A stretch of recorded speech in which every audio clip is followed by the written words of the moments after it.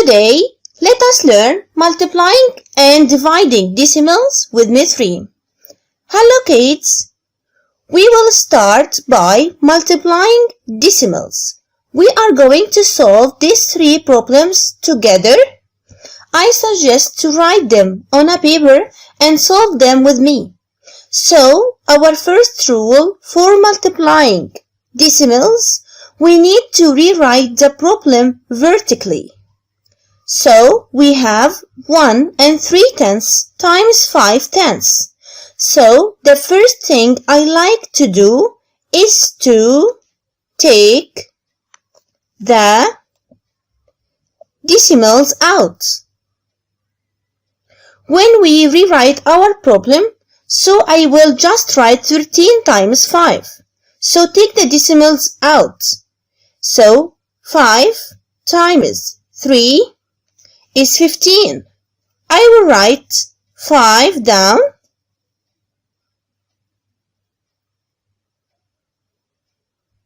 and carry up 1. Then 5 times 1 is 5 plus 1 is 6. So we get 65. Now our answer isn't 65. We have to go back to our original problem. So what to do in order to replace the decimal? We count and see how many digits are to the right of the decimal. We have this 5 here and we have 3, so we have 2 digits behind the decimal. So that means your answer will have 2 digits behind the decimal. So we will bring the decimal twice, 1 and 2. So our answer will be 65 hundredths. Okay, very easy. So first step is to take the decimal out. And second step is to place the decimal.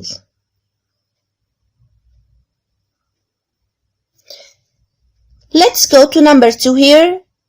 First step, take the decimal out. Just do 783 times 4. 4 times 3 is 12. 4 times 8 is 32 plus 1 is 33. 4 times 7 is 28 plus 3 is 31. So we get 3132.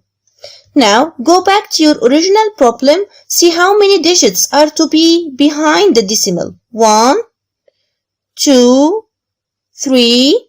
So this means that the answer will have 3 digits behind the decimal. So I bring it here 3. So our answer is 3 and 132 thousandths. So number 3, our first step, take the decimal out. So we do 51 times 38. 8 times 1 is 8. 8 times 5 is 40. So need to place 0 under 8 for 3 here. 3 times 1 is 3. 3 times 5 is 15. We need to add our partial products. Here we get 1938. Then finally go back to our original problem. We have a 1, 2 digit behind or to the right of the decimal. So that means our answer will have 2 digits. So it will be 19 and 38 hundredths. So those are our 3 problems for multiplying decimals. And really, it's just the same exactly multiplying whole numbers. You just have to remember to replace the decimal at the end. And remember, count how many digits are to the right of the decimals. That's how many your answer will have. Thanks for watching. And we will start now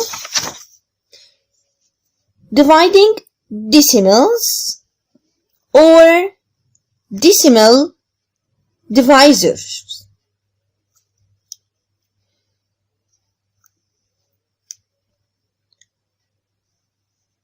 So, here we go to number 1. We have here 71 and 2/10 divided by 2/10. First, you should ask yourself a question before you start any division problem. And my question is my divisor whole? As you see number 1, here my divisor isn't a whole. What we do, we have to make our divisor whole. We move the decimal to do this, okay? Which is the same by multiplying by a power of 10, moving the decimals once. Moving a twice by 100, 3 times by 1000, and 4 times by 10,000, and so on. So here we have to move the decimal once, like multiplying by 10. Now, whatever you do to the outside with the divisor, you have to do to inside with the dividend. So here, I will move once to the divisor, and also I will move once to the dividend.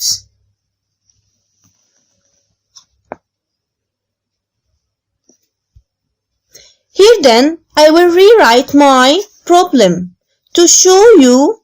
Here my divisor is 2 and I have 712 at the dividend. So now I will solve my division problem. Write the products of table 2 and start to solve it. 7 divided by 2, 3 quotient up, then 3 times 2 is 6, subtract 6 from 7 is 1, then bring down 1 is 11. 11 divided by 2 is 5, and then 5 times 2 is 10, subtract is 1, bring 2 down is 12 divided by 2 is 6. 6 times 2 is 12, and then subtract, I get 0, and now my whole answer here, 356, will be my quotient number. So always check it. Check if your divisor whole. If not, you need to make it whole. Do the same thing to the outside and the inside, and then answer your long division process. Here, second, 49 and 6/10 divided by 4 hundredths. Here, we need to make our divisor whole. We move the decimal twice, like multiplying by 100. When I do this outside, I will do it inside 1 and 2, putting my decimal, so I have to put 0. So, rewrite the problem. 4 is my divisor and 4,960 is my dividend. And then I start my division process. 4 divided by 4 is 1, quotient up 1, 1 times 4 is 4, subtract, I will get 0, bring down 9, 9 divided by 4 is 2, 2 times 4 is 8, subtract, I get 1, bring down that 6, I have here 16, so 4 times 4 is 16, subtract, I get 0, I bring down 0, and this is our common mistakes. When I bring down 0, we think we're done, but in reality, we aren't done. We have to divide 0 by 0. Is 0, so I will write 0 here, quotient up, and then 0 times 0, 4, is 0. And now subtract, I get 0. Now we are done.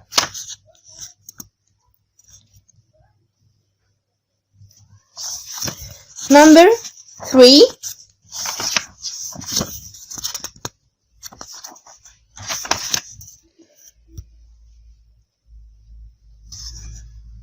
We have here 3 and 15 hundredths divided by 1 and 5/10.